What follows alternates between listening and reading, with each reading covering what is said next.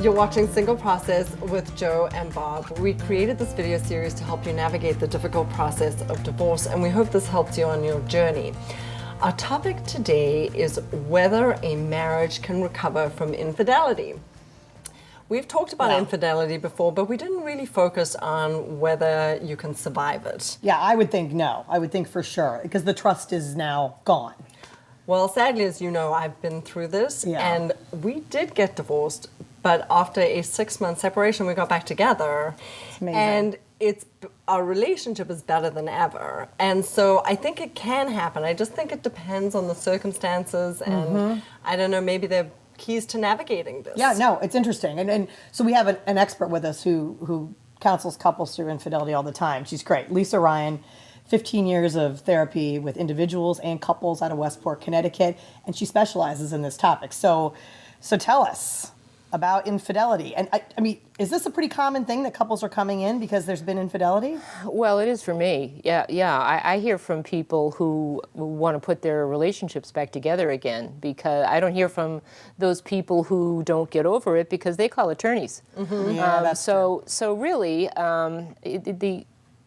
the probability of putting things back together again is good, like It's you, good, Joe. yeah. Well, if you've decided to call a therapist rather than an attorney, then you've already put your chips on the table in a sense of where you'd like for this to go, hopefully. So it is a surprisingly high outcome, a good outcome with infidelity. That's surprising to me. I mean, I think infidelity is on the rise with, access to Facebook and, all the technology. It's so much easier to hide and so much easier to get involved in, I would think. It's easier to get busted, too. It is, because of devices and because of tracking devices and because of Find My Phone and there are all sorts of tracking devices. Yeah. So it is true and not true. It is more difficult and it is easier. So what's the therapeutic process? So one's cheated and one hasn't. So the one that's been cheated on is bitter and angry and hurt. Okay.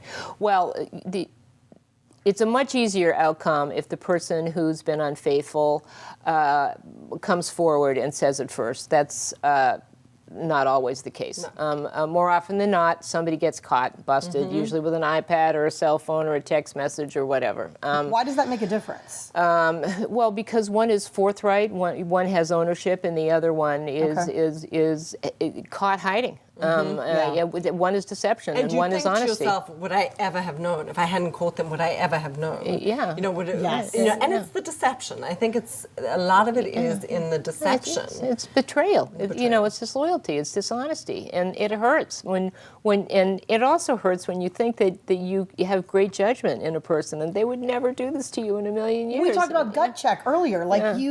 It doesn't occur to you, so you feel like not only were you betrayed, but I don't even trust myself anymore. Exactly. It's trusting your own intuition. It is. I've had women come in and say, I was so stupid. What was wrong with me that I didn't see that? It's like, you are not stupid. Just because you expect the best from people, because you deliver the best, does not make you stupid. And you might see signs, but just not want to be able to accept that. It just might be a little too much to think. Denial. Sure. Denial.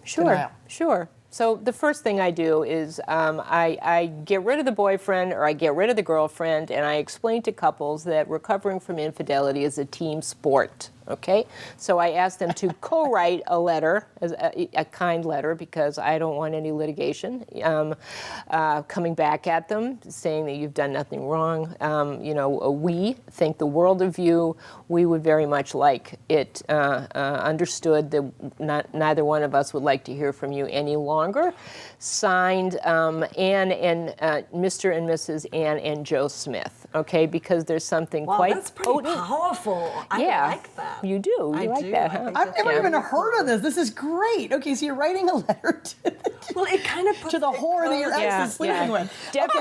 Definitely don't do it on company email. No, don't do that, okay? But many people are afraid of litigation, and rightly so. Rightly so. So maybe the better way to go would be to put in a telephone call with both of you on the line, saying, we think the world of you. We understand that these things happen. We love each other. Please help us protect our marriage, and we don't want to hear from you any longer. Okay, it's dignified. You're putting your best foot forward. That's what quality people can do this, okay? It's hard, but if you take a deep breath, when you really inside want to call him or her all sorts of names. I picture a phone scam. It's the better way to go. It's the better way to go. Yeah. Okay. And then it's a recovery then it's a two-step recovery, Joe, of regular good old couples therapy, marriage counseling, and I have all sorts of assessments where I'm checking for cavities to see who's disappointed or who feels unappreciated or why don't they spend time together or where the priorities are messed up. An affair typically, not always, but typically is a symptom, not a cause, right? People seek outside the marriage a lot of the time because something's wrong in the marriage, right? Is that right? Not always. Not always. No, some people have affairs. Women are more likely to have affairs because they're lonely. Yeah. Men are more likely to have affairs because they just fall into it, they trip into it, and it just Really? seems like a good idea at the Opportunity time. knocks. Well, you said something earlier about like sometimes you find people who are in love with two people. I can totally see that happening. And what was your comment about that? That you're in love with the lifestyle of each almost. Yeah, and I feel terrible for those people. I have absolutely no judgment at all, for anybody in my office, because it's excruciating. It's awful. To be unable to choose. It's very painful. And it exists. People don't think that you can love more than one person simultaneously. But you can. You can, yeah. You can. Okay, so would you say, so people are watching this and they are either having an affair, they're considering having an affair. What advice are you going to give people about this topic? Well, secondly, I'd like to answer the second half of your question. sorry. After couples therapy, or simultaneously with couples therapy, I want to underscore that if your husband had an affair on you, it's not your fault.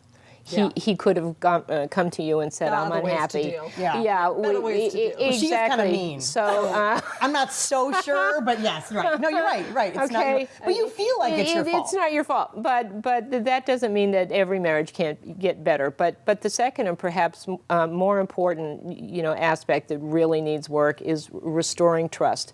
And there's only one material that restores trust, and that's truthfulness and honesty. And I've found transparency, right? And the more difficult the truth to deliver, the greater contribution you'll make to restoring trust again. Yeah. So like no locks on your devices, no passcodes. Right. And it takes time. And I think it just takes, And I think at the beginning you've got to go over and above to restore, Yeah, always. Always. Okay. And so back to your question, if someone is in this situation, in having an affair, what do you think they should, but they don't want their marriage to end? Should they just, hide it and get back to their marriage, or do you come clean? Well, those are my clients too. I mean, those are my individual clients too who are struggling with, I'm never going to see her again. I swear that's the last time. And he'll come in and I saw her one more time. So people lie to themselves as well. They know that what they're doing is perhaps not the right thing to do for them. But it's very hard to say no. It's especially